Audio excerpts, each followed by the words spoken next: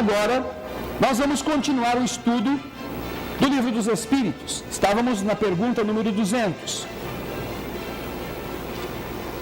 Vimos a pergunta 200 na semana passada. Os espíritos têm sexo? Era a pergunta. Resposta, nós já tratamos dela. Não como o entendeis. Uma vez que os sexos dependem do organismo. Entre os espíritos existe amor e simpatia baseados na identidade de sentimentos. Amor e simpatia baseados na identidade de sentimentos. Aí fomos para a pergunta 201. O espírito que animou o corpo de um homem em uma nova existência pode animar o corpo de uma mulher e vice-versa? Sim ou não? Sim! Sim ou não? Sim! Isso é fácil, né? Porque a resposta está logo na primeira palavra. Sim!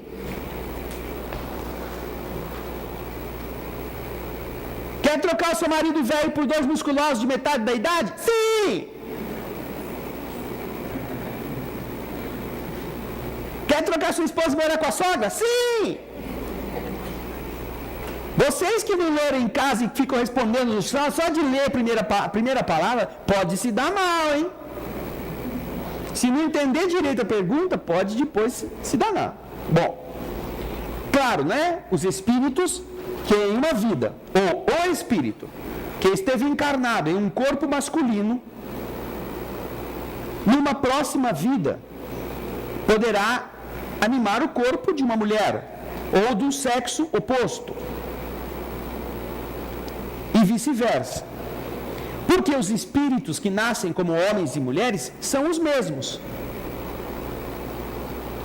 tanto os que animam os corpos masculinos quanto os que animam os corpos femininos são os mesmos espíritos. De onde é prudente que nós nos lembremos sempre das possibilidades de estágio de aprendizagem, porque como espíritos nós vamos ter que desenvolver tanto o lado da sensibilidade quanto o lado da iniciativa. Por falar em iniciativa, alguma mulher trocou lâmpada em casa essa semana? Essa semana não, tá vendo? Elas não trocam lâmpada. Mas não queimou? Ah, bom, é que não queimou a lâmpada. E algum homem foi lavar louça em casa essa semana? Lavou roupa? Roupa não. Fez uma faxininha básica, ajudou a organizar o banheiro. Os milicos têm que fazer isso por obrigação. Não adianta levantar a mão aí como virtude, que se não fizer, você vai ser preso.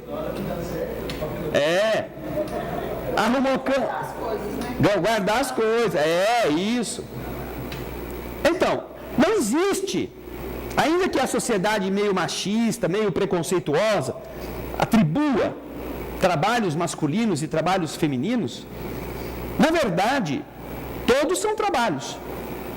Existe apenas uma limitação que nós ressaltamos na semana passada, que é a limitação do esforço físico. Existem tarefas que são mais apropriadas aos músculos masculinos do que aos corpos femininos. Mas isso não quer dizer que a mulher não seja competente para fazer. Um dos lugares mais difíceis de se encontrar mulher era a construção civil. E hoje nós encontramos mulheres trabalhando na construção civil. Ninguém pensava antigamente em mulher jogadora de futebol, né? Hoje nós temos campeonatos mundiais de futebol feminino. E elas jogam, né? Terminam de 35 a 18 os placares dos jogos, né? Estão no processo de aprendizagem do esporte masculino, ou que era predominantemente masculino. Mas, hoje, praticamente, mesmo em algumas coisas que pareciam inexpugnáveis, redutos de homens, as mulheres estão também atuando. Só que, por exemplo, motorista de caminhão. Existe de mulher motorista de caminhão. E que guia bem. Mas, a hora que fura o pneu, né? Aí tem que chamar um homem, o borracheiro, tem que chamar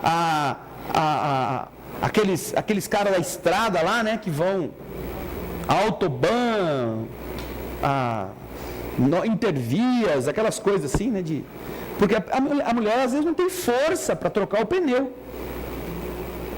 Às vezes nem do próprio veículo, do carro, de passeio. Então, estas coisas são fatores limitadores. E também acontece em relação ao homem. Determinados trabalhos específicos de delicadeza, de atenção, muitas vezes os homens não são adequados para realizar com a mesma eficiência que as mulheres realizam. Eles até fazem, mas vai sair um negócio meio troncho, assim, né? Uma coisa meio... O volume de erros em processos de, por exemplo, de montagem de equipamentos que não estejam ainda submetidos à computadorização, à ação robótica. As mulheres, elas têm uma capacidade de concentração maior do que a dos homens e são mais delicadas para fazer estas coisas.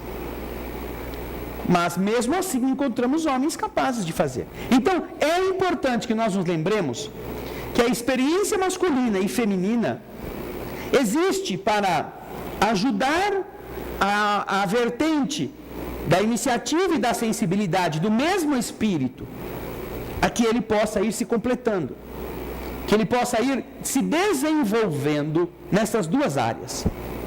Por esse motivo é que há esta migração. Por um tempo você renasce como homem, depois você pode renascer no sexo oposto. Às vezes essa migração se dá como um processo educativo natural. Às vezes se dá como um processo punitivo, pelos equívocos que como homem ou como mulher, aquele espírito tenha cometido. Desrespeitou o sexo oposto, abusou das suas faculdades genésicas, explorando a sensibilidade. Esta pessoa que não teve uma conduta afetiva e sexual equilibrada, ela se candidata a uma necessária reencarnação invertida. Ou, por ter sido muito... por ter vincado, ou ter deixado o seu psiquismo viciado em condutas inadequadas, como, por exemplo, homem ou mulher que gostam de jogar com a sedução, gostam de fazer os homens às vezes ficarem a seus pés e depois os desprezam, ou que usam o seu corpo para seduzir e atrair, para depois usar e não querer nada. Esta pessoa pode, tendo marcado muito a sua sensibilidade nesta área, renascer numa próxima vida como homem. Para que, nesta condição, ela sinta, porque ela continuará se sentindo mulher, desejando, porque ela viciou esta área do seu psiquismo, mas o corpo não ajudará.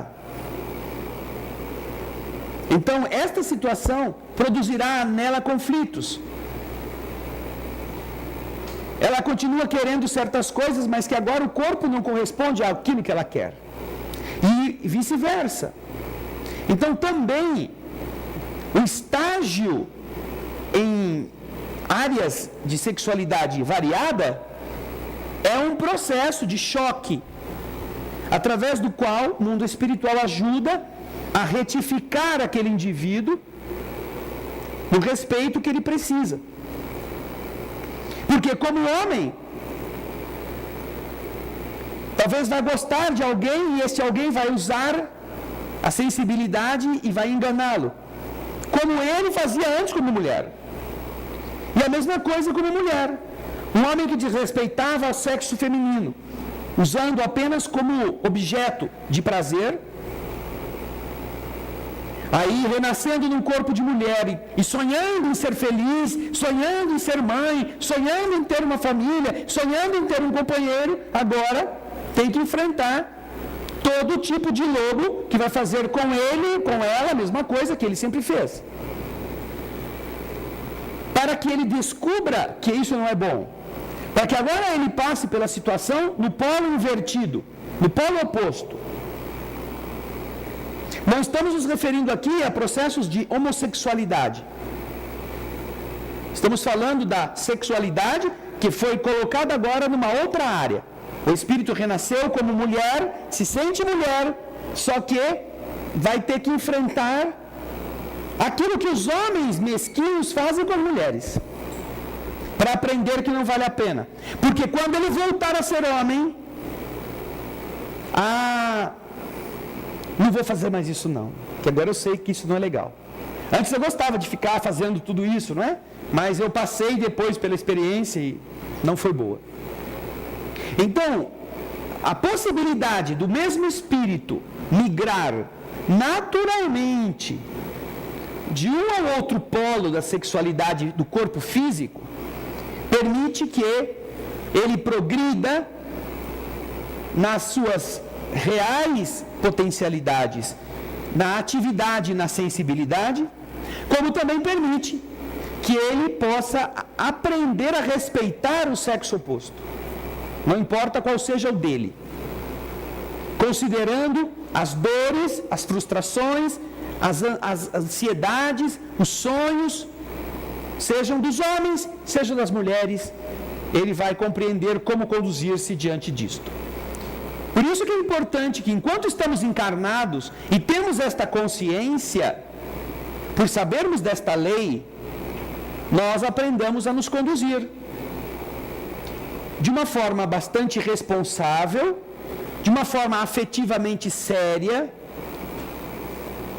de uma forma que não tripudie sobre os sonhos dos outros, que não joguemos com as ambições afetivas das pessoas com quem a gente se relaciona,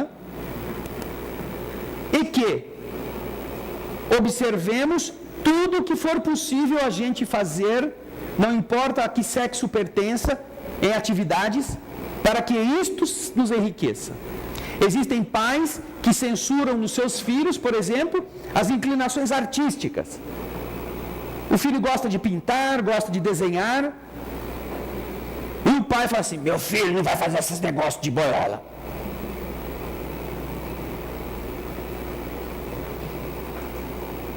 E ele se esquece da grande gama de espíritos que nasceram no mundo com a tarefa de elevar a humanidade pelo padrão da arte, como homens,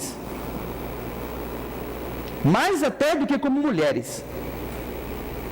Porque no mundo masculino, no mundo machista, que sempre foi dominado pelo homem, até para fazer sucesso, às vezes uma mulher tinha que assinar como homem, para todo mundo imaginar que quem estava pintando ou escrevendo era um homem. Mas se vocês observarem os grandes gênios da pintura, 95% deles, dos famosos, dos conhecidos mundialmente, são homens.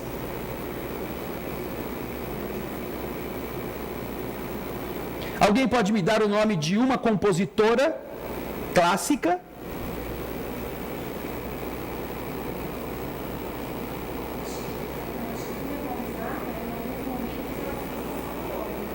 Então,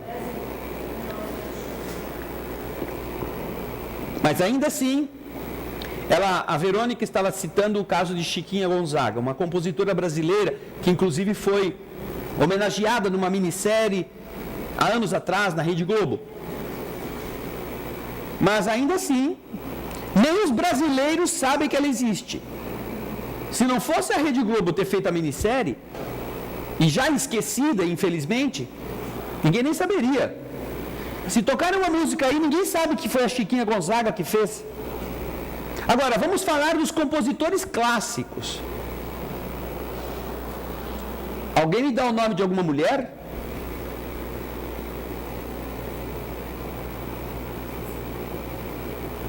A gente só vai sair hoje aqui depois que alguém falar o nome de alguma compositora clássica famosa.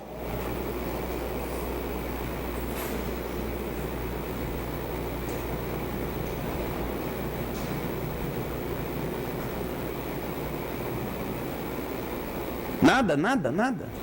Nada nessa mão. Nada nessa mão.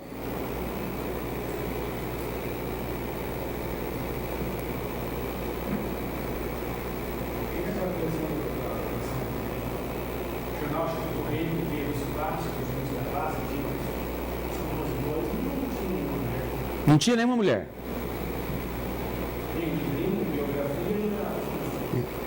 Então, você não lembra de nenhuma?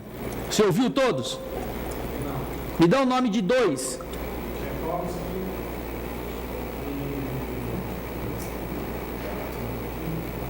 Eu só pedi 2. Dos 5.000, eles... Ai, amor, ele lembrou de Beethoven. Muito bem, hein?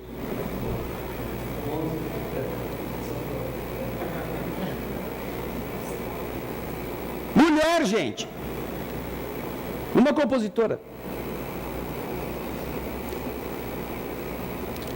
Das consideradas compositoras razoavelmente conhecidas, uma delas, a única que eu conheço, se chama Clara Schumann, esposa de Robert Schumann,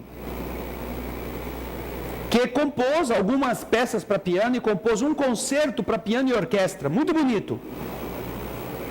Clara Schumann, que foi o esteio de Robert Schumann, que sofria de problemas esquizofrênicos. Seu marido, um compositor muito talentoso também, mas torturado. Ela acompanha a trajetória do marido, cuida dele, e ela era uma pianista excelente, uma intérprete muito grande, de excelente talento. E o que fez com que Schumann e ela tivessem uma afinidade muito grande. Mas Schumann enlouquece, e depois que morre, ela tem um contato, Schumann também, um contato muito grande com Johann Brahms, o cara que é concorrente da Skin Cariol. Não é esse. Compositor alemão, considerado na música erudita o terceiro pilar. Dizem os estudiosos da música clássica, instrumental e sinfônica, que a música se fundamenta em 3 grandes Bs, que são os pilares da música: Bach, Beethoven e Brahms. Brahms, compositor mais romântico, depois de Beethoven, ele é muito íntimo do casal Clara Schumann e Robert Schumann. E depois que Robert Schumann morre, parece ser que alguns querem identificar entre ele e Clara uma afinidade afetiva, mas não há certeza de que eles realmente tenham tido algum tipo de relacionamento afetivo íntimo.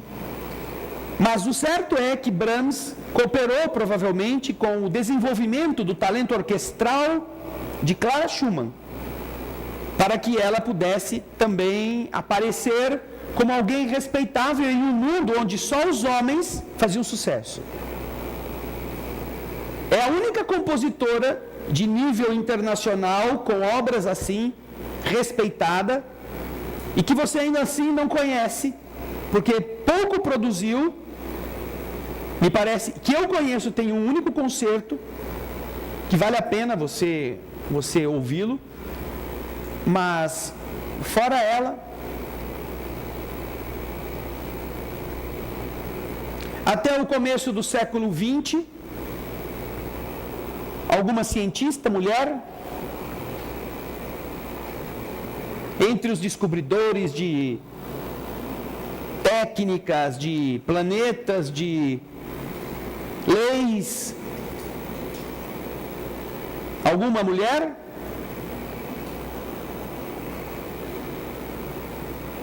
Também uma só.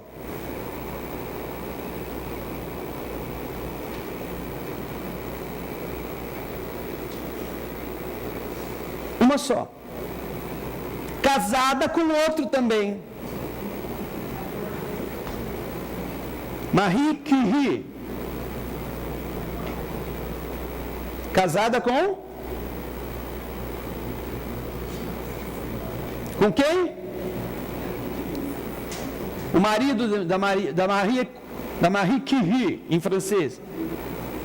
Em português, cure, para ficar mais fácil. Hein, Ana Paula?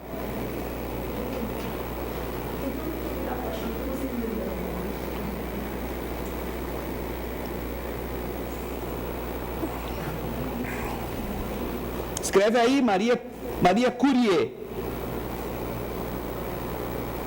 Isso.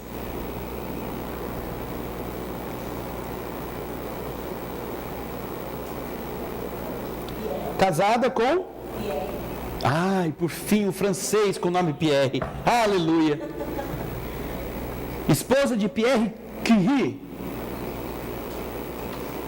ganhadora do Prêmio Nobel, responsável pela descoberta da radioatividade. Uma mulher casada com um homem famoso, mas que, pelo seu próprio talento, se impôs.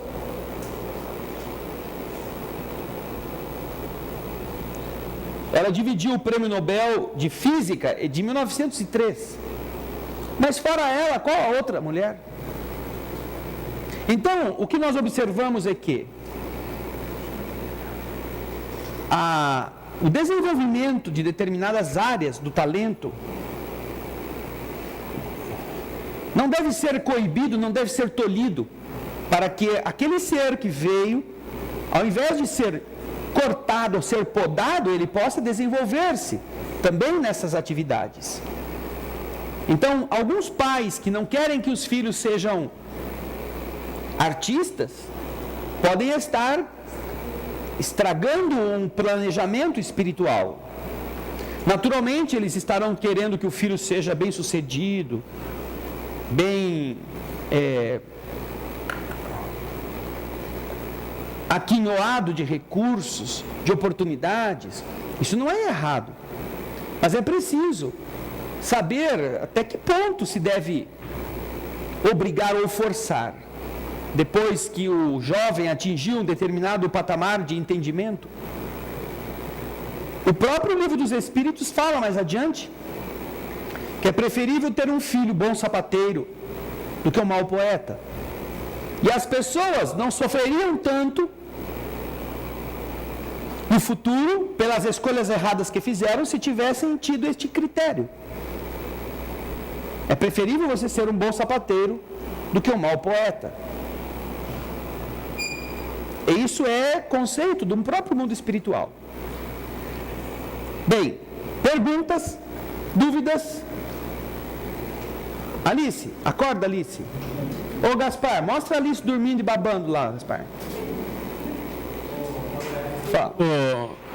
Dessa transição do espírito entre para o homem e para a mulher. Que transição? Transição não, a encarnação. Uma transição não. Aqui?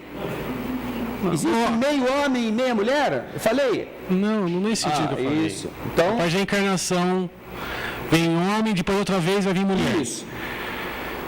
E o homossexualismo seria essa a parte íntima que a pessoa fica no confronto, que ela não sabe se é um, se é outro? Como que é esse negócio do homossexualismo? Existem várias possibilidades que explicam e que dão uma visão a respeito do processo da alteração das opções da pessoa. Nós temos na Rádio Alvorada, nós temos um programa, acho que de 2 horas, ou 2 programas de 2 horas, que nós tratamos desse tema, da sexualidade. E na época, nós havíamos encontrado, acho que 4 ou 5 causas diferentes que os homens utilizavam, o ser humano utilizava para fazer essas experiências. Existe, como qualquer outro tipo de hábito, a homossexualidade em decorrência da curiosidade.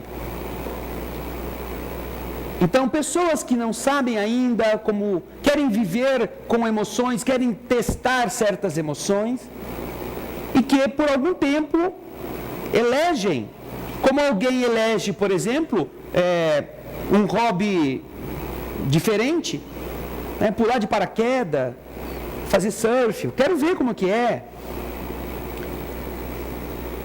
Essa é uma escolha consciente da pessoa, porque ela quer vivenciar umas experiências desse tipo para saber. Existem aqueles que querem fumar, né? Querem saber como é que é o gosto, e às vezes é fumar cigarro de papel, outras vezes é fumar maconha, porque ela quer provar, quer saber o gosto. Todo mundo fala que não pode, que não é bom, mas ela quer saber. Então, pela curiosidade, a pessoa pode escolher um período da sua vida e atuar desse modo. Não estamos tratando disso como uma alteração psicológica. Ela quer estar na situação para saber o que ela sente. Pode continuar, se gostar, como ela pode deixar. E quando a pessoa passa por isso, ela carrega, geralmente ela carrega com ela, depois, uma situação bastante controvertida. Porque, como muitas vezes a pessoa não está preparada para fazer esse tipo de opção, de teste, e ao fazê-lo, e não querendo ficar naquela situação, ela volta à situação anterior, ela carrega com ela a culpa de que alguém pode saber que ela foi aquilo. E ela nunca mais vai deixar de ser aquilo, se o povo ficar sabendo. Vão sempre dizer que ela era, ou que ela continua a ser, a pessoa que migrou do seu sexo natural para o outro. Então, essas pessoas, quando não estão em dúvida, mas depois que tomam a certeza de que elas não são, ou de que elas não querem mais essa experiência, às vezes elas passam por traumas emocionais que fazem sofrer uma parte da vida que vem em função de alguém descobrir que por 6 meses, sei lá, por 1 ano, ela viveu com uma outra pessoa do mesmo sexo, por exemplo. Aí ela vai pensar, nossa, eu vou me casar, e se meu marido souber, ou se minha mulher souber. E meus filhos, então imagina se souber. Então, sabe essas coisas que vão? É uma situação dolorosa, psicologicamente falando, porque a pessoa passa por um período da vida em que ela tem curiosidade, ela quer testar aquilo, mas depois ela tem que pagar o custo disto. É como pessoa que quer fazer tatuagem. Não estou equiparando as situações, mas vamos colocar agora a pessoa que quer fazer uma tatuagem. Ela é novata, ela é fortona, bonitona, quer mostrar que ela é importante, faz um dragão nas costas. Porque quando ela for de biquíni, vai todo mundo olhar que ela tem personalidade, não sei o quê. As amigas dela fizeram, ela também vai fazer um dragão nas costas. Aí, todas as amigas, cada um vai para um lado, uma morre, outra casa, outra muda de país, ela fica lá e agora ela quer encontrar alguém. E ela não sabe por quê, toda vez que ela começa um namoro, a primeira vez que ela vai na piscina, o cara termina o namoro com ela.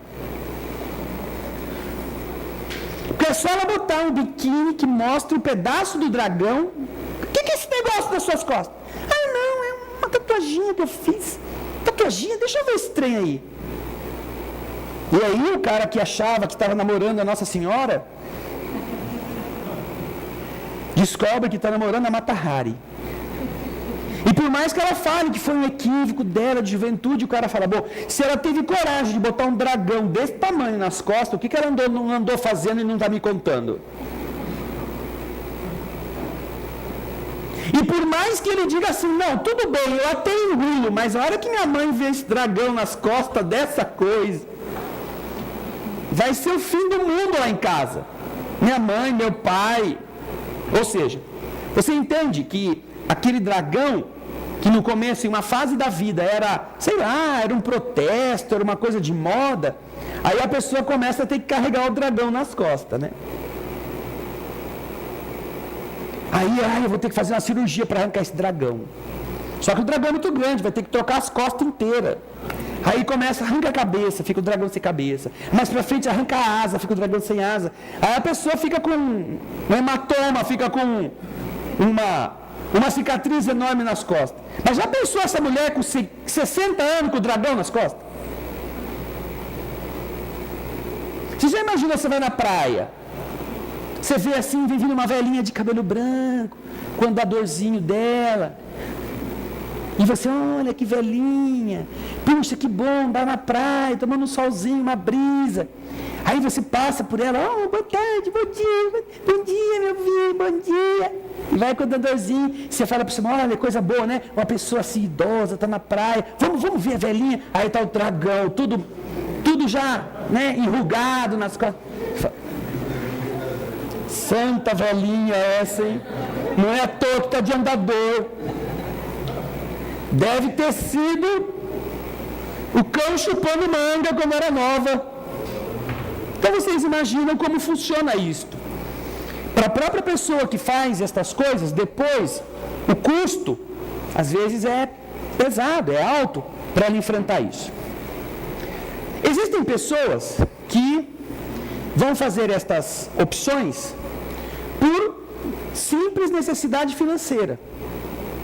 A pessoa é homem ou é mulher, mas está querendo dinheiro, está querendo subir mais depressa, nos seus tempos vagos, vai vender o seu corpo. É estudante de faculdade. Tá sim, gente. Tá sim, de mocinho em faculdade aqui em Campinas, em qualquer cidade. Que nas horas vagas vai para fazendinhas, para isto e para aquilo e para aquilo e para aquilo. Dar o destino que queira ao próprio corpo em troca de dinheiro. E se eventualmente a pessoa tem um programa com alguém que queira a mesma interação sexual, desde que pague bem, essa pessoa até pode se aceitar. Não faz isso por prazer, não faz isso por gostar, não faz isso por uma opção sexual. Faz isso porque quer o dinheiro. Então, a homossexualidade, nesse caso, não é um processo de opção psicológica. É um negócio. É um programa, é grana que a pessoa vai querer. E depois, cada um vai para o seu lado e cada um segue a sua vida. Agora, em quaisquer uma dessas situações, o que ocorre? Ocorre um fato que é o da pessoa começar a exercitar determinado tipo de emoção que venha a produzir um prazer que pode viciar. Porque seja a heterossexualidade, seja a homossexualidade, elas são tão viciantes quanto a droga, a maconha, o doce, a comida. Porque ela envolve o quê? Algo que se chama feromônio, algo que se chama endorfina. Aquilo que produz na sensação orgânica a sensação de prazer, de agradabilidade. Tudo aquilo que nosso organismo precisa para manter funcionando as suas estruturas biológicas, produz uma sensação de satisfação quando ela é atendida e de dor quando está faltando. Então as pessoas falam assim, ai, meu estômago está comendo meu fígado. Estou com tanta fome que está até doendo. A sensação que o corpo está transmitindo pela falta do alimento é de dor. Agora, quando ela se alimenta, a sensação é de prazer. E então uma pessoa que migra, que usa a sua inteligência para manifestar-se apenas na área da alimentação, seja porque come, seja porque não quer comer, ela está viciando o centro cerebral. E então ela come sem ter fome, pelo prazer de comer.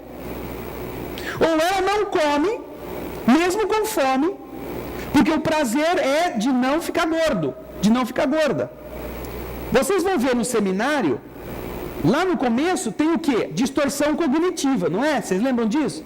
Aparece uma moça magérrima na frente de um espelho e ela está se olhando e ela parece uma baleia. Porque é daquele jeito que ela está se vendo.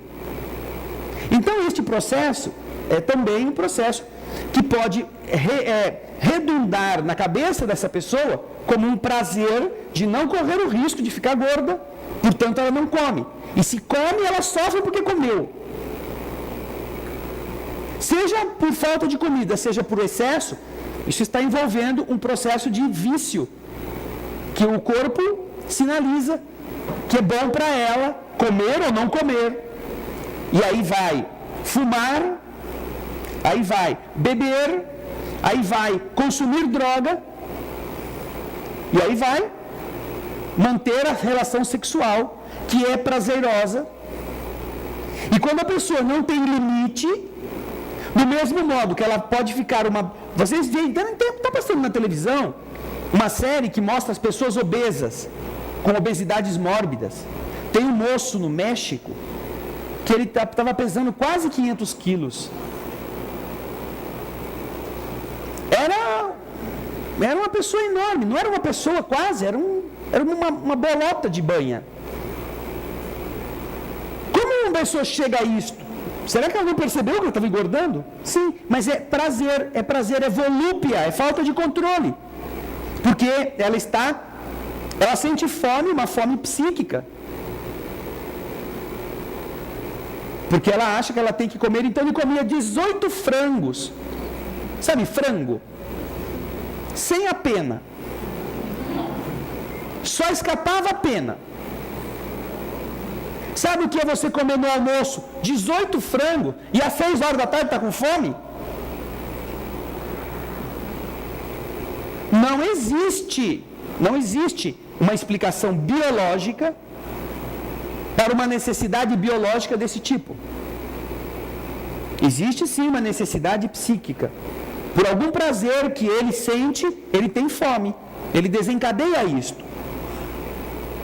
Então, na área da sexualidade, a pessoa que começa a migrar, ou por interesse de grana, de ganhar dinheiro, ou por uma necessidade de, curiosamente, testar outras experiências, ela pode começar a viciar-se nestes centros e, com isto, acabar, vamos dizer assim, sentindo necessidades que antes ela não tinha. Uma outra coisa que leva uma pessoa a experiências na área da sexualidade, da homossexualidade, é, muitas vezes, a heterossexualidade exacerbada. Por quê? A pessoa é chamada de heterossexual, né? Aquela que se relaciona com pessoa do sexo oposto. Mas ela está tão viciada e ela sente tanta volúpia, que é o mesmo mecanismo da droga. Existe um mecanismo chamado de, quando você vai usando sempre aquela droga, você tem que começar a usar mais. Tolerância, o corpo vai sendo tolerante àquela mesma dosagem. Então, para sentir aquela mesma sensação, você tem que aumentar a dosagem. Certo? Isso acontece. O vício da bebida é muito assim. Você começa tomando um traguinho, depois você vai para 2, depois você vai para 3, depois você vai para um copo, depois vai para 2 copos, depois vai para uma garrafa. Porque aquela mesma sensação que antes você conseguia com um traguinho, agora você só consegue com um copo. Então vamos voltar ao exemplo da sexualidade. A pessoa está numa situação de prazer sexual e ela quer cada vez mais. Ela sente necessidade, ela gosta, e ela sente necessidade, ela gosta, e ela gosta, e ela sente necessidade. Ela não se contém, ela não se controla. Tudo para ela é sexo. A TV é sexo, o jornal é sexo, o livro é livro com temas de sexo, conversa é com temas de sexo, em tudo ela malicia. Essa pessoa está poluída. E ela só se sente, vamos dizer, em paz consigo mesma na medida em que ela está vivendo isto. Mas vamos supor que, como ela está exacerbada nesta área, cada vez que ela tem o sexo com a mesma pessoa, aquilo parece que não é mais tão interessante como era no começo. Então, estas pessoas que têm estes problemas de vícios de comportamento, o que elas começam a fazer? Depois de um tempo, elas começam a criar situações diferentes e inovadoras, para que estas sensações possam, inovando, fazê-la voltar a sentir o mesmo prazer de outrora. Depois que ela esgota as inovações com o mesmo companheiro ou a mesma companheira, Aí começa ainda a necessidade de querer emoções, a fazê-la com que ela suponha a possibilidade de trazer mais uma pessoa para a relação afetiva. Então faz a comunhão da intimidade, não mais o casal. Trazem uma outra ou um outro para estar junto. Podem considerar aberração, mas isto é um mercado tão variado que vocês vão se assustar em perceber o quão isso está acontecendo como normal nas relações por aí. E depois que passa dos 2, vai para os 3, e então chega a possibilidade de, para manter o mesmo padrão de emoção, inverterem-se os papéis. E então a bissexualidade entra em cena, abrindo campo para a pessoa ter experiências também na homossexualidade. Só que tudo isto está acontecendo no campo físico, mas as pessoas não imaginam o que está acontecendo no campo extrafísico. Todas as pessoas que em qualquer área da sua personalidade, elas começam a migrar para áreas de ideias fixas e de abusos e excessos, começam a ter sócios no plano espiritual. Começam a ter entidades que querem que ela faça aquilo, que a estimulam a fazer aquilo, seja na prática, seja na abstenção. E então, esta pessoa terá uma dificuldade muito maior em deixar a prática da sexualidade desajustada, porque agora, além dela, ela está inserida no contexto de um grande grupo de espíritos que a explora na área da sexualidade. Ela poderá então ter muitos conflitos e poderá, quem sabe, deixar a heterossexualidade e seguir pela homossexualidade. Não porque ela teve um problema ou ela está em sexo invertido, de outra vida para esta. Nenhum dos casos que eu estou citando até agora tem alguma ligação com débitos de outras vidas em que a pessoa não se conduziu corretamente como homem ou como mulher e que agora está invertido. Nenhuma destas. Todas elas são consequência de hábitos a que ela foi levada. Porque queria dinheiro, porque estava curiosa, porque exercitou demais a sexualidade natural e quis inovar fazendo mais coisas. E aí ela se complica. Porque ela desajusta o equilíbrio próprio do seu estado psíquico naquela área da sexualidade. Agora, fora estes casos, e deve ter mais alguns, nós temos os casos dos espíritos que, tendo vivido experiências da sexualidade em outras vidas, que foram traumáticas ou foram excessivas, solicitam dos seus tutores que lhes conceda a oportunidade de renascimento num corpo invertido. Ou seja, ela precisa passar por um período, como nos explicam os espíritos, de, vamos dizer, isolamento do ponto de vista da realidade afetiva. Ela se sente como mulher, mas está num corpo de homem. O seu psiquismo é feminino, seu corpo é masculino. Os espíritos explicam que esta opção muitas vezes é solicitada pela própria pessoa, para que ela passe e ela consiga vencer e consiga reorientar-se. Por quê? Como um espírito que tem uma predominância da sexualidade feminina, ela se encontra num corpo masculino. Como alma feminina, ela vai sentir atração psíquica por um ser masculino. Mas a sua biologia é de homem. E ela está numa sociedade preconceituosa que não tolera ou não aceita com facilidade que um homem namore outro homem.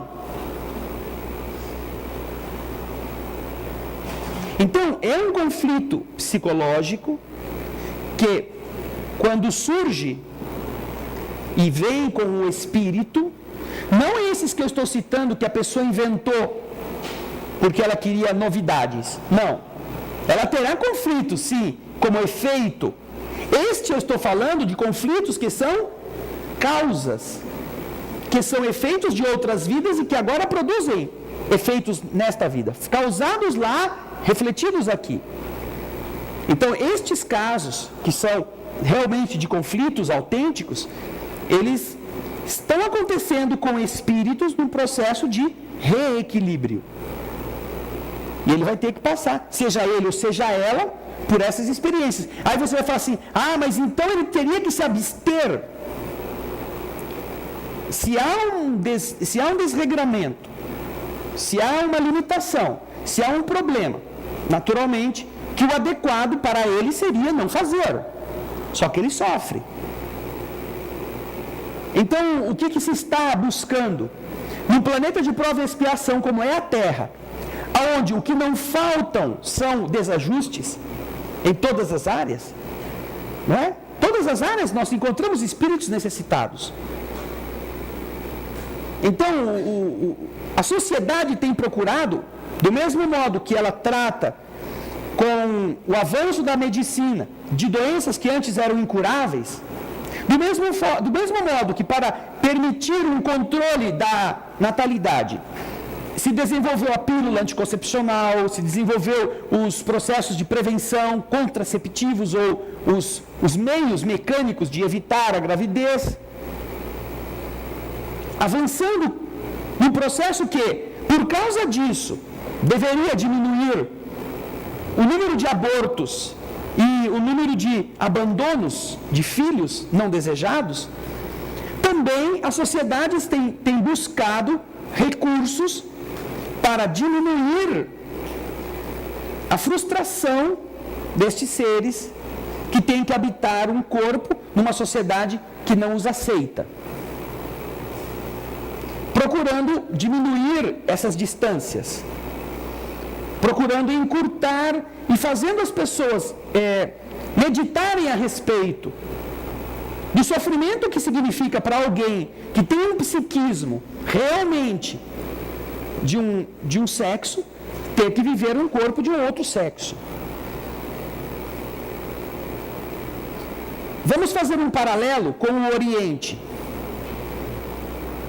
Você hoje reclama que você não tem liberdade, você quer ser mulher e quer andar despida pela rua e não pode. Então você fica tentando perverter os costumes.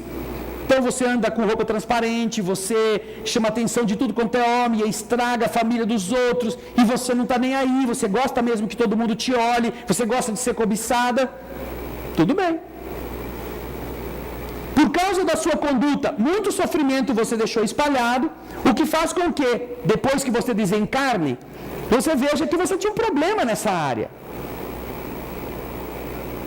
Então a solução que você vê é exatamente de você pedir para nascer lá na Arábia Saudita. Aí o seu espírito é encaminhado para tomar um corpo numa sociedade extremamente machista, e que você como mulher vai ter que andar vestida totalmente, da cabeça aos pés, só com uma telinha no olho. Por quê? É injusto? A sociedade deles que faz isso com a mulher é injusta? É ou não é? É, claro que é. Ninguém está dizendo que isso é certo. Mas é um fato. Ela existe. E se o espírito precisa de um limite, precisa de uma experiência, para reconduzir esta pessoa à responsabilidade, nada melhor do que ela nascer lá. Ela vai querer botar a manguinha de fora, vai tomar chibatada. Vocês não viram uma atriz agora, não é? Condenada a tomar 90 chicotadas. Então, lá no Oriente. É justo isso? Claro que não. Não é justo. É incorreto uma sociedade chicotear uma mulher porque ela é atriz. Não é porque ela é prostituta, não é porque ela tirou a roupa, não é porque ela acabou com a vida de outros homens, de outras famílias. Não, é porque mulher lá nesses lugares não pode guiar veículo, não pode dirigir. Outro dia foi uma também ameaçada de apanhar porque foi pega conduzindo um carro, dirigindo um carro. É claro que lá eles não têm muitos acidentes. Essas mulheres estão dormindo, agora elas acordam, Gaspar. É claro que o nível de acidentes de trânsito lá na Arábia, nos países orientais, é o menor do mundo, mas as mulheres não dirigem. Aí as meninas que estão assistindo lá, esse cara é machista, esse cara é pouco chauvinista. É que a mulherada está tudo dormindo aqui, se você não mexer com elas, não acorda. Mas, no caso da mulher do Oriente, que tem que usar essas roupas e tem que se esconder, então aquela moça, que era a sirigaita do Ocidente, tem que virar aquela que tem que andar vestida até o dedo do pé, para ela poder voltar ao equilíbrio. Aí ela vê como não era bom, fica toda coberta, aí ela desencarna, aí chega do lado de lá, ai Senhor, eu já entendi, não quero mais andar pelada, por favor, mas não deixa eu voltar para a Arábia Saudita. Eu faço qualquer coisa, eu boto 3 calças, 2 camisas, 3 blusas, mas deixa eu voltar para onde eu possa ter uma liberdade. Você entende como funciona? É um processo. Agora, a experiência do ser humano não está cancelada porque ele está vivendo uma situação invertida. Ele tem uma dificuldade de relacionamento afetivo, talvez, ele ou ela, por estar passando por isso. Mas isso não impede que ele seja uma pessoa boa, uma pessoa trabalhadora, uma pessoa digna, uma pessoa honesta. Ao contrário. Ao contrário, qualquer pessoa que precise se hospitalizar e passar no hospital por um período demorado, vai perceber que melhor do que muitas mulheres enfermeiras, e elas são muito boas, talvez você não encontre uma enfermeira que seja tão dedicada a um doente quanto você encontra alguns desses que a sociedade chama de afeminados e que cuidam de um doente como uma mulher não cuida. Dão afeto, dão carinho, dão respeito, com a espontaneidade, com sinceridade, que só quem está doente precisa saber passar por isso para ver. Então você já imaginou? O cara é macho. Sou macho. Dizem que todo mundo tem um lado feminino, mas o meu lado feminino é sapatão. De tão macho que eu sou. Né? Aí o cara, machão assim, né? Sofre uma apendicite, tem que ir para o hospital. Aí, no hospital, pega uma infecção, a apendicite piora, não consegue se recuperar, começa a ficar podre. Porque é muito macho. Macho tem que sofrer mesmo. Macho tem que pegar septicemia, ficar com escara no traseiro, porque ele é macho. E aí, no primeiro plantão da noite, chega a borboleta para cuidar dele. E aí? Ele pode ser muito macho, mas ele não tem outro. Quem vai ter que cuidar, quem vai ter que dar banho nele, é aquele que ele sempre desrespeitou, que ele sempre chamou de bicha, que ele sempre disse que devia morrer. É esse indivíduo que não vai ter nojo de limpar suas escaras, que vai ter que lhe dar banho, que vai ter que colocar todo tipo de medicação nas suas feridas, vai ter que limpá-lo, vai ter que limpar os seus excrementos. E às vezes melhor do que as enfermeiras que porventura possam fazer isso. Porque o macho não vai querer ser tratado por mulher, quer ser tratado por outro homem. Aí vem um outro homem flutuando e ele tem que engolir porque não tem outro. Não é uma lição positiva para aprender a respeitar o seu semelhante? Por valores que são muito mais nobres do que uma opção sexual que ele tenha feito? O que ele tem a ver com quem que o enfermeiro vai dormir? E eu não quero dizer que são todos os enfermeiros gays. Não. Mas nós estamos tratando de uma situação específica, onde isso acontece. Como acontece gays entre os advogados, não tem nada a ver com você, tá? Como acontece gays entre os médicos, entre os economistas, não tem nada a ver com você, Felipe. Entre os professores de biologia, que também não tem nada a ver com o nosso Tomé de 4 milhões de anos.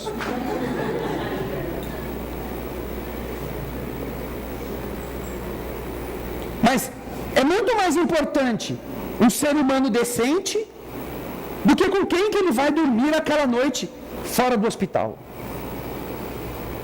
Muito mais nobre isto. E aí sabe o que acontece? O cara sara porque alguém cuidou bem dele. E aí o machão apaixona pelo enfermeiro e vai morar com o enfermeiro depois, de tanto que foi bem tratado. Não, essa parte eu estou brincando só para vocês darem risada. Mas certamente, quando ele sair do hospital, ele vai morder a língua quando ele quiser falar mal de alguém que tem optado pela sexualidade diferente da dele.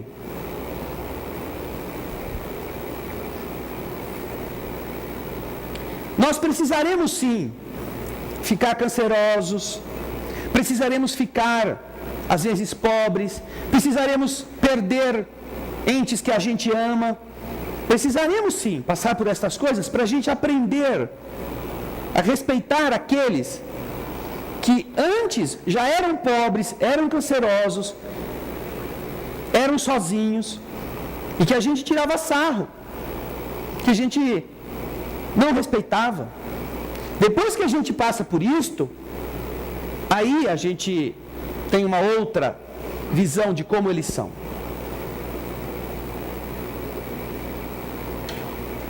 Então, dentro da visão cósmica que a doutrina espírita nos dá, mesmo quando os espíritos nos expliquem que aquela pessoa que tem psicologia diferente do seu corpo, por algum problema que ela viveu no passado, e ela agora precisaria estar se restringindo afetivamente, isso é problema dela. O nosso problema, como seu semelhante, é respeitá-lo, é ajudá-lo a ser melhor, não é pisar nele. E poucas religiões têm a decência moral de dizer isto. Por amor ao seu próximo, não importa quem seja ele.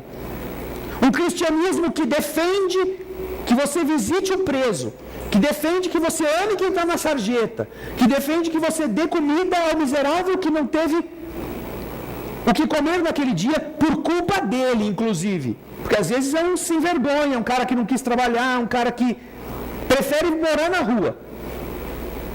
Como que poderia esquecer de dizer a nós que nós tivéssemos respeito, consideração, mesmo que nós não concordássemos com a opção da área sexual da vida daquela pessoa?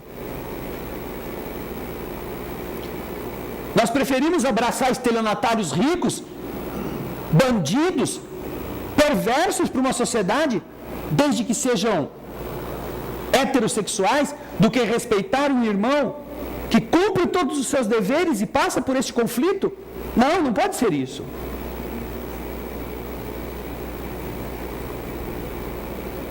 Naturalmente que a doutrina espírita explica por que não é adequado que você se aventure por estes tipos de opções. Você pode fazer, porque nada é proibido, mas você terá consequências psicológicas, vibratórias. Mas Jesus nos ensinou que a gente deve odiar o crime, mas amar o criminoso. E em momento algum consideramos a homossexualidade como um crime,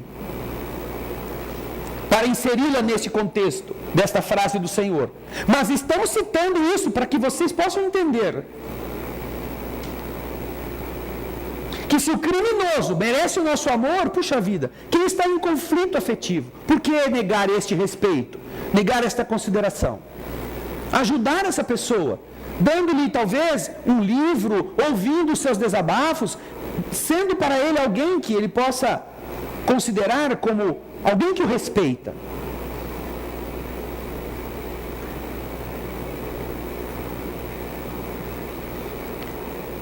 Aprendemos que a gente deve amar os inimigos. Que o amor verdadeiro é aquele que ama, aquele que nos fere. Não deveríamos, então, ter outro critério para as pessoas que falham, para as pessoas que erram ou para as pessoas que escolhem um padrão diferente do nosso. Você não faria aquilo. Mas se você tivesse passado pelas experiências que essa pessoa passou, será que você não teria feito pior do que ela?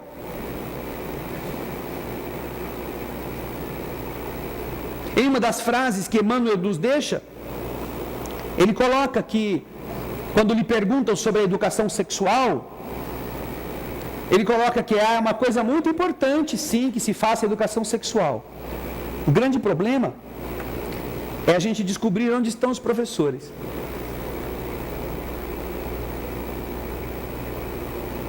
No meio de tanta gente que precisa aprender.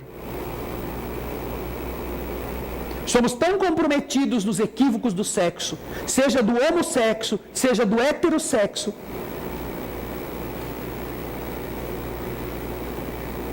que ainda que seja muito importante a educação sexual, o problema é a gente achar quem é que tem, vamos dizer assim, a barra limpa para dizer o que os outros têm que fazer. Emmanuel diz isto. É óbvio, ele não nega a importância de você tratar da educação sexual para jovens, para crianças, dar-lhes as noções. Mas em termos de ditar padrões de moralidade, é preciso você ter moral. É preciso você estar limpo. E na Terra, um planeta tão atrasado, onde o gozo, o prazer, o sexo e tudo aquilo que dá essa sensação são tão exageradamente explorados. Hoje você pode ser aquele santo que vai ser canonizado, mas faça uma viagenzinha para o seu ontem e veja do que já fomos capazes. Veja nas vidas que já vivemos o tamanho dos nossos equívocos, das nossas aventuras. Aí nós começamos a compreender os problemas que temos hoje. Problemas físicos na área da sexualidade, problemas de comportamento, inseguranças afetivas nos relacionamentos, mesmo heterossexuais, medos, necessidades de reconhecimento. Boa parte destes traumas estão enraizados em equívocos afetivos que nós exploramos. Eu já contei aqui para vocês, e desculpa estar me alongando na resposta, mas eu acho que é importante, da história de uma moça que foi ao Chico porque ela tinha acabado de ser mãe,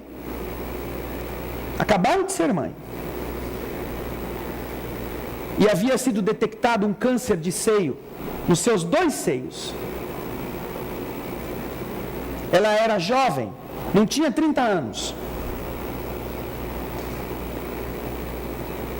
E ela e o marido, espíritas, muito assim, fragilizados pela descoberta, e como única solução teria que ser a extirpação de ambos os seios, elas foram ao Chico, perguntaram ao Chico o que ele achava. Por que aquilo estava acontecendo com eles? Então o Chico os consolou, o Chico lhes deu palavras de ânimo, mas como eles queriam mesmo uma explicação do motivo, o Chico disse a ela: bem, minha filha, não existe injustiça no universo. Quando você viveu uma vida não muito distante, na Espanha, você era uma mulher muito bonita, tinha um corpo exuberante, e você tinha um namorado na época, na verdade era um amante, E esse amante achava você muito bonita e via você como uma fonte de importância, de aparência, de realce. Então, vocês frequentavam uma taberna. Naqueles tempos seriam o frango assado de hoje. Nos tempos pós-Idade Média. Aquelas pequenas aldeias onde havia lugar para o povo beber e comer alguma coisa. E então o seu noivo na época conversou com o dono da taverna e ele concordou em você, o seu empresário, né, o seu noivo, o seu amante te apresentou como uma dançarina. E o dono da taverna achou bacana a ideia de colocar você para dançar, com isso atrairia a clientela, o povo ficaria lá encantado, beberia mais, comeria mais, e ele pagaria você e o seu amante com mais recursos. Entre o número estava você desnudar os seus seios para a plateia alucinada ficar excitada. E assim você conquistou muitos clientes para este empreendimento e ganharam muito dinheiro.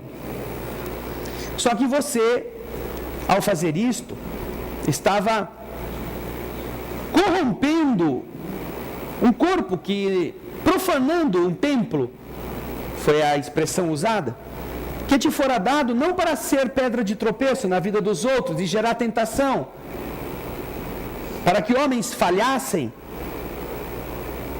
para que destruísse lar, para que fizesse o homem, lutando contra as suas fraquezas, entregar-se às emoções mais baixas. E por causa disso, você se comprometeu, juntamente com o seu amante, que é responsável, corresponsável, e que agora é o seu marido. Do mesmo modo que ele te usou, que ele te empurrou para essa aventura e que ele usufruiu com você dessa aventura, agora, como seu esposo, recém-casado, ele verá a sua mulher privada da fonte de prazer, mutilada nos seios, que foram a causa da perda do seu equilíbrio em outra vida, e ele terá que te ajudar nos processos cirúrgicos, estará do seu lado na quimioterapia, terá dificuldades naturais para enfrentar agora uma mulher que, perante a sociedade, é uma cancerosa, não é mais uma beldade. Ele tem culpa, por isso ele está com você. Por isso ele também tem que passar, e agora, do mesmo jeito que no passado ele te empurrou, agora ele tem que ajudar você a subir a ladeira. Nessa altura os dois estavam chorando, por entenderem a lógica divina. E então, a mulher que tinha conhecimentos espíritas disse a ele: "Ah, Chico, agora eu entendo, agora eu sei, agora o que você nos está dizendo nos ajuda a entender. Mas ainda tem uma coisa que eu não aceito. Eu não sei porquê, mas que eu tenha dançado, me desnudado, que meu marido hoje tenha sido aquele homem que me empurrou para fazer isso, tudo bem, mas nosso filho acabou de nascer, ainda queria amamentá-lo, ainda queria ter outros filhos, porque Deus fez isso com ele. Que culpa ele tem?" E o Chico respondeu: ele era o dono da taverna. É exatamente o homem que explorou você, tirando de você a beleza para ficar rico, que agora vem como filho da mãe que não pode amamentá-lo, que está doente. Ele também tem responsabilidade nesse processo. E aí todos eles compreenderam que aquilo era um teste, era um processo de redenção por um equívoco tolo desses, não é? Você imaginar que em 1700, 1600 e alguma coisa, uma mulher na Espanha, no meio de um vilarejo, botava os seios para fora e por causa disso, no século 20, quase 21, ela estava sofrendo de câncer nos 2 seios para reparar o valor deste templo físico. Gente, por aquilo que a gente está vendo hoje, vai precisar ter muito câncer por muitas gerações da humanidade, se isso não for resolvido de outro jeito, né? Ó, pega o close aqui, Andrezinho, ó, se não for resolvido de outro jeito, né? Ó, leva embora. Porque se o critério não muda, porque os espíritos são aqueles que nos educam a respeito do que é certo e do que é errado. Se o critério não muda, e que as pessoas que fraudam um templo, que é na verdade uma concessão celeste para você ser mãe, para você ter intimidades afetivas com seu companheiro, se você frauda este templo para produzir o descalabro moral em uma sociedade, você é responsável por isso e vai ter que reparar isso em você e na sociedade que você desajustou. E se você publicitou isto, se você foi quem ganhou dinheiro imprimindo, fazendo filme, vendendo, explorando, acobertando isso, você é co-delinquente.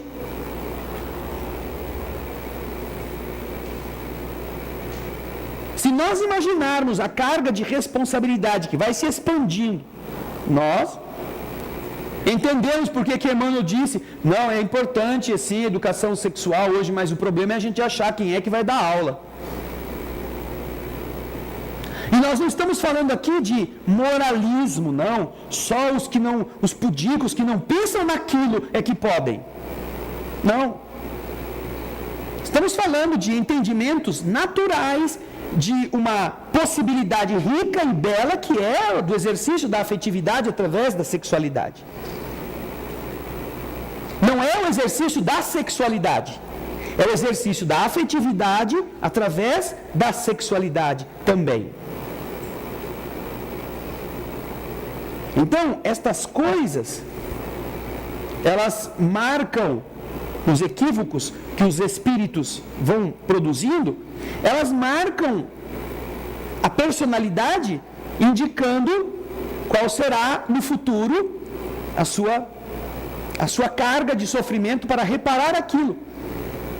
Então hoje temos pessoas com problemas afetivos, pessoas com problemas físicos, pessoas com limitações na exteriorização afetiva, com alterações na própria estrutura sexual de contentamento, porque tem frigidez, tem uma série de outras distorções da prática da sexualidade herdadas de posições equivocadas do ontem.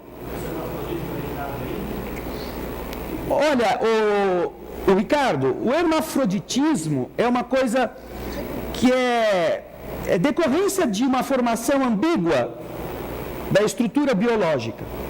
O hermafrodita, geralmente é hermafrodita na estrutura gonadal, mas ele não é hermafrodita na estrutura psicológica. Ele não é homem e mulher ao mesmo tempo, no seu psiquismo. O seu corpo pode ter, por alguma má formação, que está muitas vezes ligada a algum processo de degeneração desse ontem que agora vai produzir isto, mas ele, como espírito, ele é ou homem ou é mulher. Então, não confunda a bissexualidade com o tal hermafroditismo, que é a existência, a coexistência do sexo masculino geralmente um destes dois ele é muito atrofiado. Não são dois sexos funcionando ao mesmo tempo.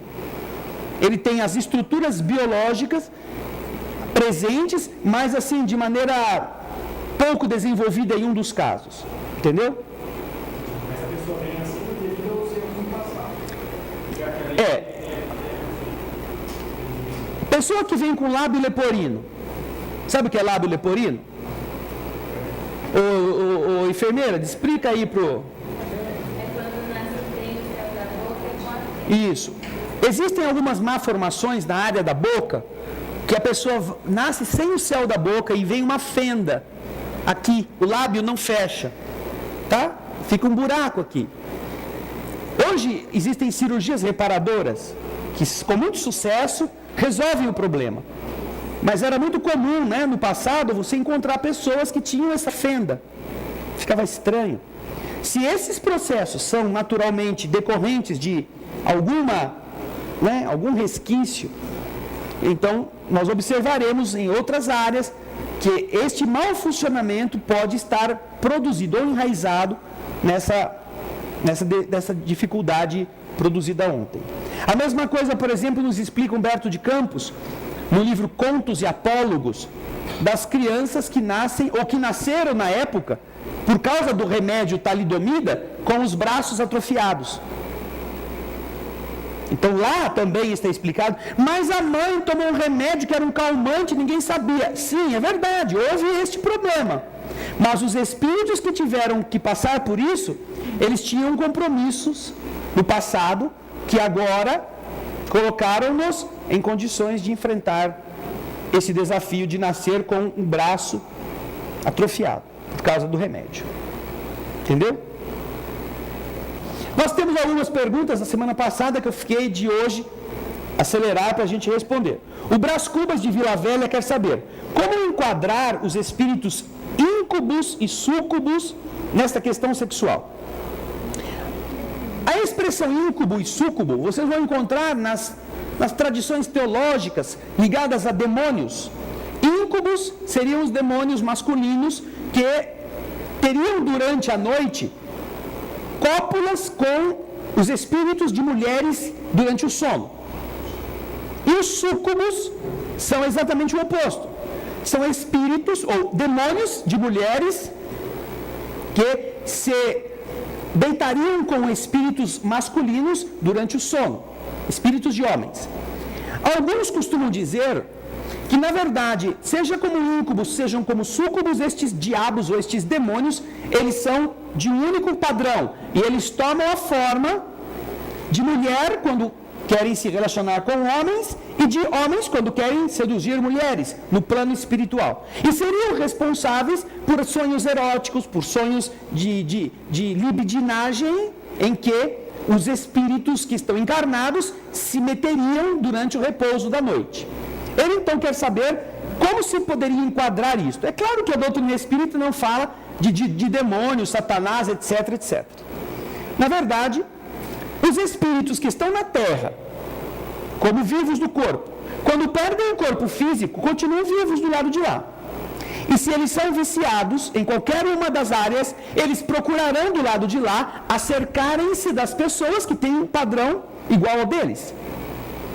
Então as entidades que levaram na Terra o vício da bebida, quando estão do lado de lá, vão querer beber. E como não podem pegar o copinho, tem que ir com alguém que pega o copinho e tome, e ele sugue o que o cara está tomando. Assim acontece também com todas as outras formas de vícios.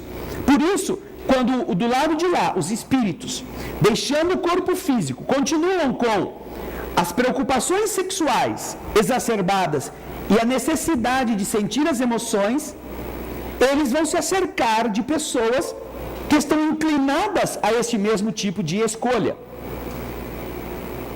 No livro Despedindo-se da Terra, o espírito Lúcio conta o que acontece num motel do ponto de vista dos espíritos. E ele conta também como que os espíritos utilizam-se das inclinações sexuais desajustadas dos encarnados para conseguirem manipulando-os, extrair emoções ou produzir problemas. No livro Despedindo-se da Terra. Portanto, esta figura de íncubo e súcubo, na doutrina espírita, no meu modo de entender, não deixam de ser espíritos que estão do lado de lá e que procuram, na sexualidade, atuar, fazendo os encarnados invigilantes sentirem emoções primitivas e trocarem estas emoções com eles em orgias, do ponto de vista do que o mundo espiritual assim considera. Além disso, existe, se não me engano, no livro Missionários da Luz, o caso de 2 espíritos encarnados, que são médiuns de uma casa espírita, e que durante a noite precisam estar no trabalho mediúnico, depois que o corpo está dormindo, saíram do corpo que está em casa e deveriam ir ao centro espírita para continuar trabalhando, e que não chegam. Então o mentor manda alguém ir à casa deles. E em um dos casos descobre que com ele estão 3 espíritos femininos, daquelas mulheres bem postadas da vida, não é?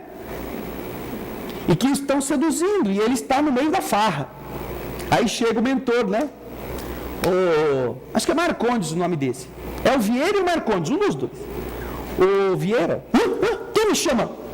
Aí se cobre todo, você imagina como é que deve ser a reação do cara pego em flagrante. Vieira, que contas darei de ti hoje ao nosso presidente? Fala o Espírito para ele. Não sei o quê. E aí ele começa a ficar, envergonhado. E as 3 entidades, ele é nosso. Aí o André Luiz vai querer bater um papinho com uma delas, fala: minha irmã, vamos também lá no nosso centro, quem sabe você também se converte. O Espírito fala para ele assim: André, 5 minutos de conversa com esse tipo de entidade pode redundar em 5 anos de problemas para você. Fique quieto. Não troque nenhum tipo de assunto com ela. Porque todos nós somos tão enroscados nas nossas emoções do passado, que é muito mais fácil que ela te convença a você ficar no bordelzinho do que você levá-la para o centro espírita. Pelas emoções que ela vai fazer você sentir de novo. Então, para a doutrina espírita, são espíritos que estão viciados nessas áreas e, portanto, é claro, eles têm todo um padrão vibratório próprio deles, mas que não tem nada assim de demônios, não, eles serão espíritos melhores, certamente. Obrigado, Brás Cubas, um grande abraço. Angélica de Campo Grande, como será a transformação do perispírito do espírito homem, que irá reencarnar como menina? Natural, querida. O espírito do plano espiritual, ele faz um preparo e as linhas gerais do sexo vão ser polarizadas na medida em que ele se prepara para tomar um corpo feminino. Ele pode ter sido homem, mas todo o preparo que ele vai receber para fazer essa migração acontece naturalmente. E ele, quando vai tomar o corpo feminino, se sente feminino, se sente mulher. Quando não há esses problemas que nós citamos antes, nas reencarnações normais, é assim que acontece. A polarização na área da mente, do espírito, nós já fomos homens e mulheres em inúmeras vidas. Não é? Você resgata aquilo que você já foi naquela área e volta a sê-lo novamente. É um processo que o mundo espiritual detém e domina com facilidade. Muito obrigado, viu, Angélica? A Alessandra Funk, de Praia Grande. O caso dos homossexuais, eles necessitam vir com tal sexo e usando o livre-arbítrio estão desobedecendo o que foi lhes destinado? O que isso ocasionará para o espírito? Alessandra, nós já respondemos praticamente toda essa pergunta. O que isto pode ocasionar para o espírito se ele não se conduz como ele prometeu que faria? Ele poderá ter que refazer a experiência numa outra vida, diminuindo aquilo que ele já acertou, aquilo que ele já corrigiu, ou até mesmo ele poderá passar por uma vida em que, por aquilo que ele fez de bom nessas condições, ele até não precise passar por um processo de inversão desta natureza. Depende de cada caso. Não existe uma regra geral Porque a justiça do universo, ela é tão perfeita e a misericórdia tão gigantesca que cada pessoa é observada por aquilo que ela não fez e por aquilo que ela fez, na essência. Não é por aquilo que as pessoas pensaram que ela foi, que as pessoas julgaram que ela tinha sido. Não, é por aquilo que no seu íntimo realmente ela fez. Daí ser importante que nós entendamos que este juízo, o que vai acontecer com o espírito na vida futura, é algo atribuído pela justiça e misericórdia divinas àquele ser, e que não vai ser igual para outro, porque cada um tem um contexto, tem uma história, tem algo que o outro não possui. Tá bem? Muito obrigado, Alessandra. Um grande abraço. O Ítalo de Ubá. Um casal namora, casa, tem filhos. Nenhum trai o outro, mas é fácil perceber que um ama mais que o outro. Ambos se gostam com intensidades diferentes. O que acontece com o comodismo nos relacionamentos? O que acontece? Ou continuam assim e continuam fiéis um ao outro, ou um dia se cansam e resolvem mudar isto.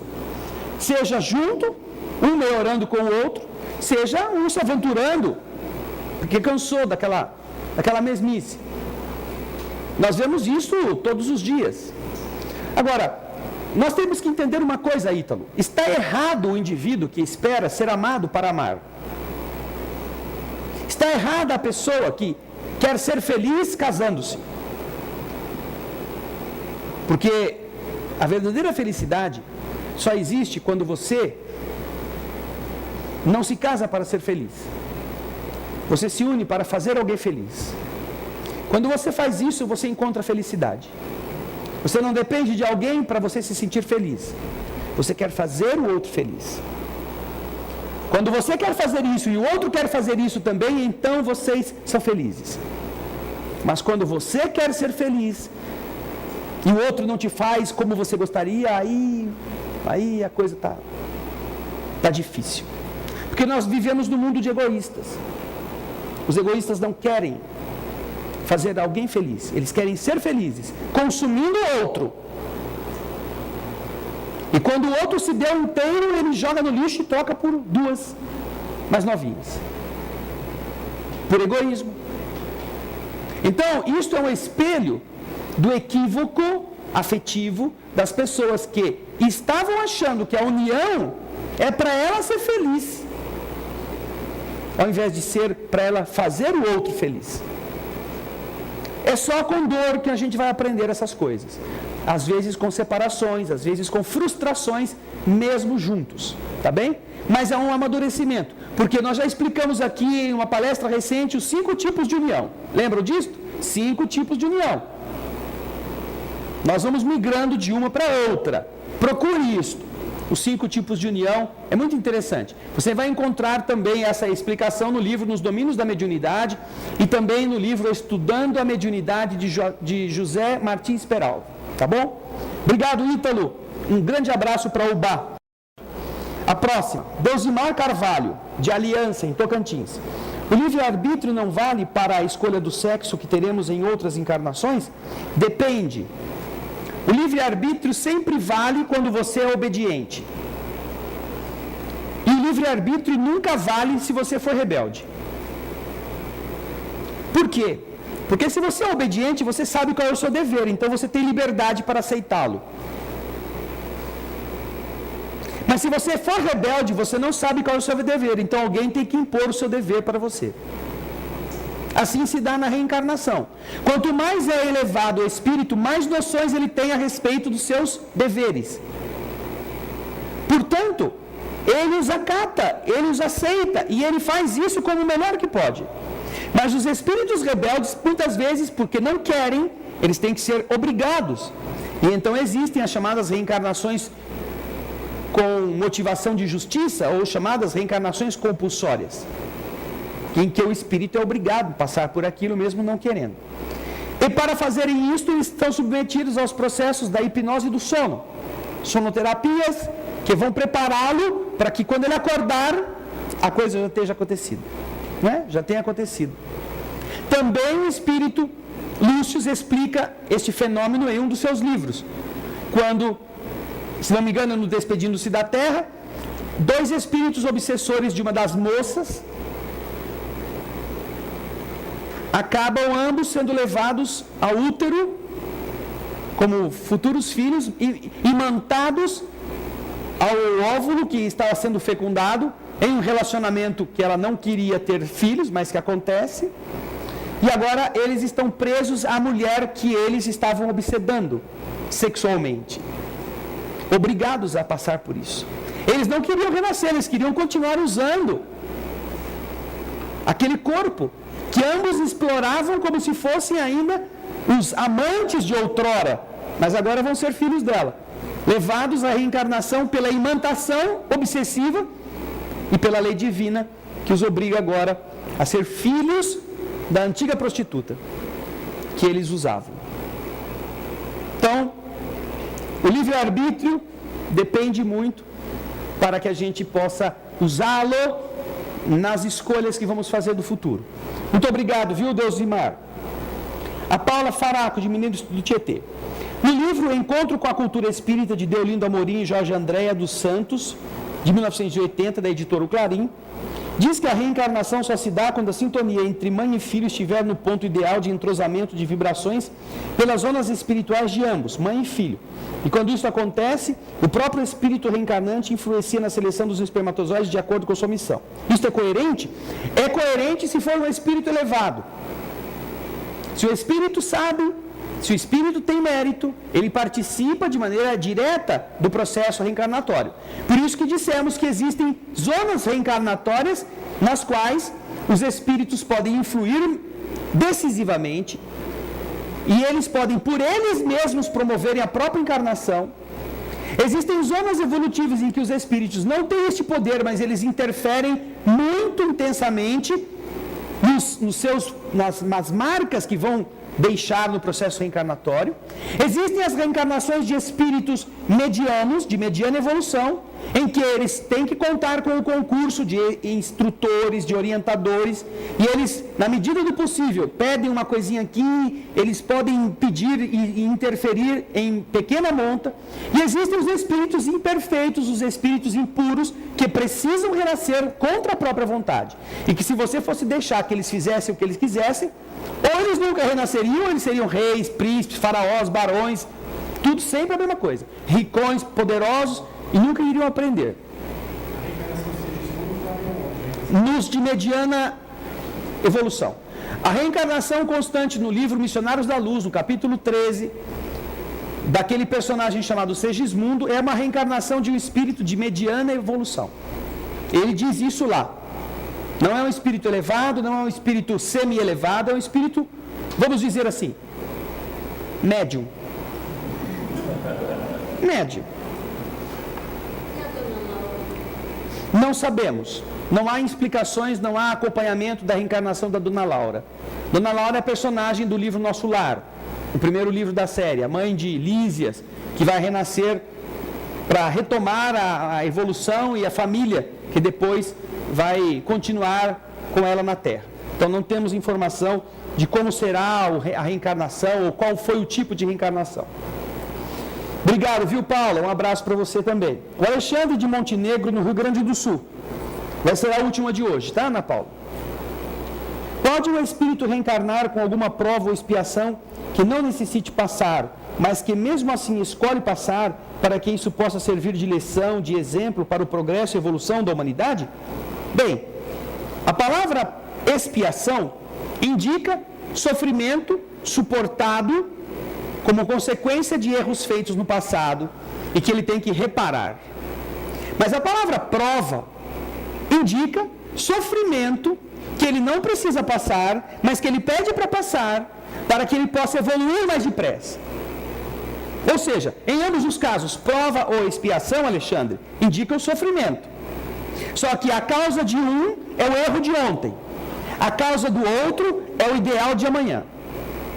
Como você quer ir mais depressa, você pode pedir para passar por situações que vão produzir sofrimento em você, mas você vai aguentar, porque você, com isto, vai melhorar muito. Você não precisava passar. Você já venceu aquilo. Mas, como o seu desejo é progredir mais rápido, você solicita. Então eu vou ser alguém que vai pesquisar, eu vou sofrer porque vou acabar sendo, vamos dizer, uma cobaia na evolução de determinados remédios, vou aceitar ser um cooperador em uma área, vou me desgastar para chegar a um objetivo. Nós vamos ver no livro Ação e Reação, de André Luiz também, a história de alguns personagens que desencarnam num acidente aéreo e que são ali auxiliares da evolução da navegação aérea e são aqueles que estão cooperando, passam por essa prova, perdem a vida para que a civilização pudesse ganhar em tecnologia. Também isso é um fato. Portanto, viu, Alexandre, esta encarnação, quando o indivíduo passa por esta prova, ele a solicitou. No universo não existe esse negócio de improvisa agora, vamos ver. Não é? Ele já está com isso organizado. E é este o sentido da palavra prova. Ele solicita algo que ele possa vencer. Porque não adianta pedir uma coisa que ele não vai dar conta. Imagina se ele vai pedir um negócio que ele ainda não tem capacidade de suportar. E ele falha, ele volta lá para trás. Ele que não tinha dívida agora começa a ter naquela área do caráter que ele já tinha conseguido vencer? Não pode isso. Então o mundo espiritual só concede aquelas provas nas quais o indivíduo esteja com capacidade para superá-la. Tá bem? Então, Alexandre de Montenegro, no Rio Grande do Sul, muito obrigado, um grande abraço. Agradecemos também as perguntas que estão da Sueli, de Ibitinga, da Marli de Paiva de Contagem, da Rosane de Pelotas. Acabou? 3. Da dona? Leninha, de Ribeirão Preto. Nós estaremos respondendo, porque não acabamos este assunto. Na semana que vem ainda falta uma questão. Vamos procurar acabar com todas as questões no nosso encontro da próxima quarta-feira. Tá bem? E vamos fazer a prece. Obrigado, Senhor, por tudo aquilo que o ensinamento espiritual nos favorece, no entendimento das lições que nos mostram um caminho, que não há nenhum tipo de problema insolúvel, que não existe nenhum erro, por pior que seja, que não receba da bondade divina a medicação necessária e possa ser recuperado o indivíduo que entrou pelo caminho errado. Aquele que se deixou levar pela dependência, aquele que está atolado nos equívocos. Um singelo desejo, sincero e real, pode ser a mão estendida do alto a lhe chegar, ajudando-o a superar. Mas que nós não nos iludamos esperando que o milagre venha de cima. Que nós aprendamos que é necessário corrigir nossos impulsos, compreendendo as leis e fazendo todo o possível para ajudar que a justiça e a misericórdia nos reconduzam ao aprisco.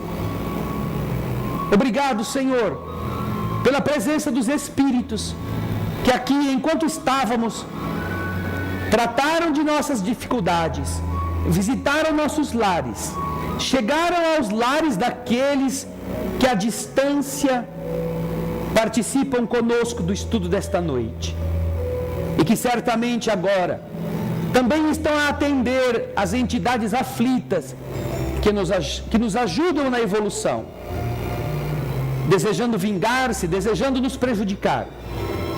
Que elas recebam antes de nós, Senhor, o Teu amparo. Que amanhã possamos levantar com a vontade de fazer diferente o errado que já fizemos, corrigindo o mal. Mas, sobretudo, com a vontade de repetir a coisa boa, de refazer aquela iniciativa generosa, de voltar, Senhor, os olhos para a luz que nos mostra o caminho reto. agradecidos por tudo aquilo que nós recebemos, sem sequer ter ideia do quão grande foi em nossos caminhos, nós deixamos a prece aos teus pés, aquela que você nos ensinou, encerrando o estudo desta noite com a oração que faremos em silêncio. Pai nosso,